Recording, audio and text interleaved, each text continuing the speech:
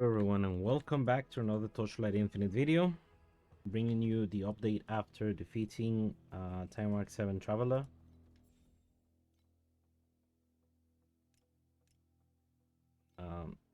You can see I was of course not the first. There was a lot of people that did it before I did, but most of these profiles are hidden, so I'm gonna bring you my the level of my character at the moment. So I'm level 91. First of all, let's go over the passives. Passives remain the same. I kept this cast speed nodes because of the movement speed. I think it's very nice to have. I wanted this area of effect nodes, then the extra intelligence, 4% damage, and the +1 spell skill levels. Then on Arcanist, I grabbed some maximum energy shields, mana regen speed, some energy shield charge speed, some extra maximum energy shields, the focus blessings, increase frostbite, and the freeze duration. And on psychic, this is where most of the damage will come from, especially from repurification. I'm grabbing the affliction effect and affliction per second. Then the reaping cooldown recovery speed. The more reaps I do, the more times I can burst the damage out of the frost terra.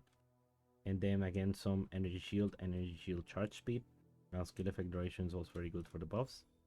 And here we're grabbing affliction and we're grabbing repurification. Here on Arcanist is frostbitten and extreme. Frozen Lotus actually for the additional damage and reduced skill cost. Basically makes skills free while I have low mana. Very good. Extreme Colonists will probably be good, but it reduces the freeze duration, which is something that we don't really want. In terms of the dummy,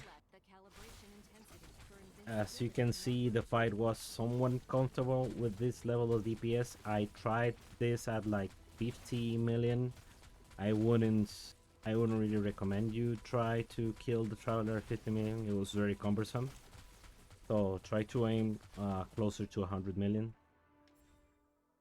On the status of the new guy, I basically just equipped whatever I could get. Nothing here is good at the moment. Now for skills, I'm doing the 6th link with spell concentration, cataclysm. So every single one of these is above like 35% multiplier. So control spell is 38, cataclysm is 36, fusion is 35. Ground divide, it says 11 here, but the +1 Terra charges if you read the Frost Terra. Every charge is 26% additional damage, so you can consider this 26 plus 11. That is 37% additional damage from the support. And spell concentration is also 32. There is, I don't know if overload actually works. It says additional damage for every stack of focus blessing, so this goes up to 8%, which is 3.12 times 8, that is 24%. It's worse, but it adds a debuff that reduces the damage that the enemies deal, so this is good for defense as well. Grudge is 23%, but as paralysis I already have that on other support, so that's why I don't need it here. And Reaping Agony could be another one that might be really good, or even shortened duration. But shortened duration will also reduce the damage of the reaps a little bit. So that's why I think spell concentration is the best one here. Fighting Cold. There's little incentive for you to cast the curses yourself. So if you find a way to automate the curses, it's better because there is no increased curse effect support. There is Terrain of Malice here, but this also only makes it an AoE curse. It doesn't increase the effect of curses anymore. But I have it here because it's one of the biggest multipliers you can have. It's 40% additional damage. Frigid Transmission for mobility. I have Icebound. Icebound is a 30% additional cold damage to frostbitten enemies, which should be always. Another empower you could use here is this Store Stalker. Store Stalker is also 30%.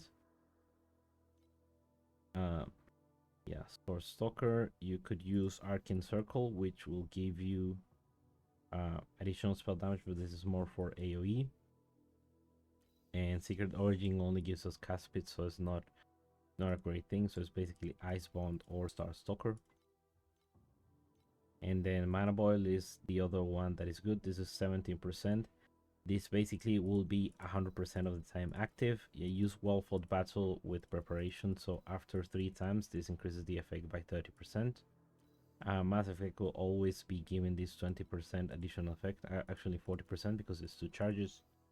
And Mana Boil never goes away unless you run out of mana, which you shouldn't, because you should have some form of mana regeneration. A Precise Size Imbue is very cheap, and this is 16% additional cold damage. Once you have support, once you have the availability of having the support, you should use this Imbue buff. 50% increased buff effect means that this 16% additional cold damage will be even better. Then Deep Pain, you could use Deep Pain or you could use Spell Amplification. They're both actually the same multiplier. The difference is that Precise Deep Pain will give you affliction per second. I don't know what. I think the Precise Spell Amp just gives you more damage, which is kind of boring. And Frigid Domain, same thing. Frigid Domain, there's a Precise Frigid Domain that you can get here. Which should be cheap in my opinion. So Precise Frigid is just more damage. Same thing about this. So this is 21 additional spell. This is 25 additional damage taken by enemies. And Precise Deep Pain is affliction per second. So I would see how much this is. This is cheap. So for 4 FEs, you get 40% additional cold damage instead of. So this is a no-brainer to purchase.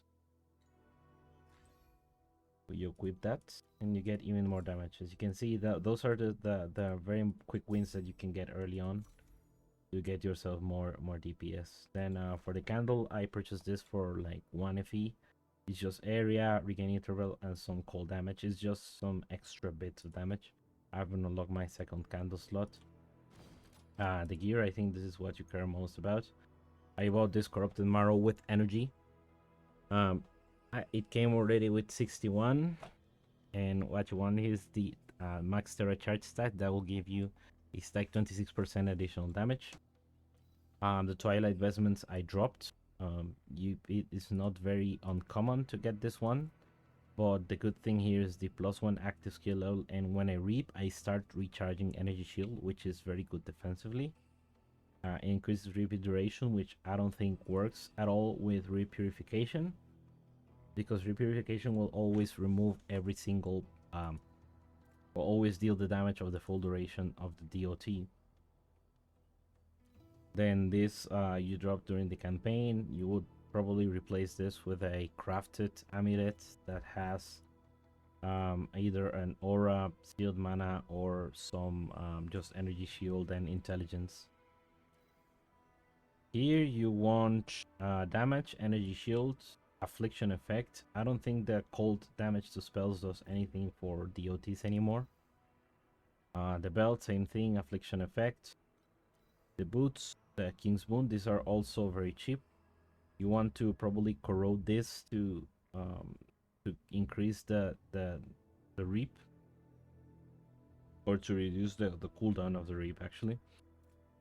And more with less is basically 10 to 30% additional DOT damage. This is an item level 82 ring, which you can use to get tier 2 modifiers.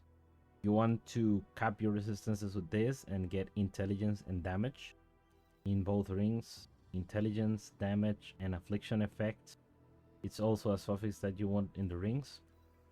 For the scepter, I'm using, the scepters for DOT damage. You want the reap, you want intelligence, DOT damage. You want basically 6 offensive modifiers here, all tier 2 if you can help it. Elemental damage, affliction effect, affliction per second, DOT, intelligence and the reap. And for a shield, you could also just use 2 of these and get more damage that way. But I also like to have some bit of defenses in my builds, so I go for a shield. I go for energy shield. This is not gear energy shield, so it's worse than it could be. There's intelligence, there's medium damage, fire resistance, erosion resistance, and some energy shield charge speed. You can see I have 320 intelligence.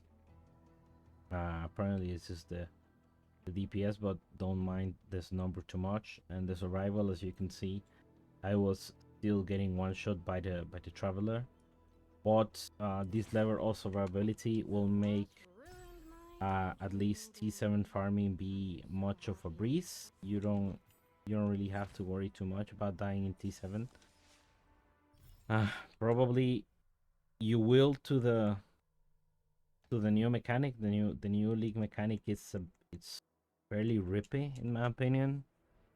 I don't like it very much. So what I'm doing is Nightmare. Basically Nightmare, and I'm collecting ice for the missile mechanic, which is my favorite mechanic to do in this game. I have undetermined fate slots in damage. Okay, I guess I can put that one there.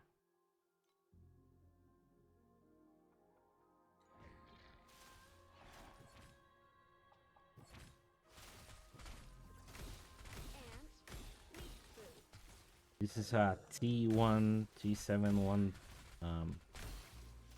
beacon. At the moment, T7 is not very good for FE drops as it was last season, but still fairly terrible.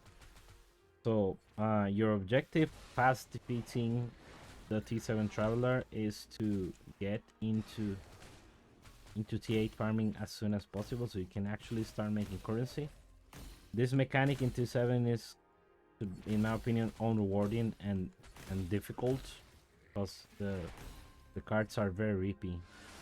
You unfold one of those cards, you get like you get a mechanic that deals a ton of damage, and then you don't really drop too much. So I'll show you.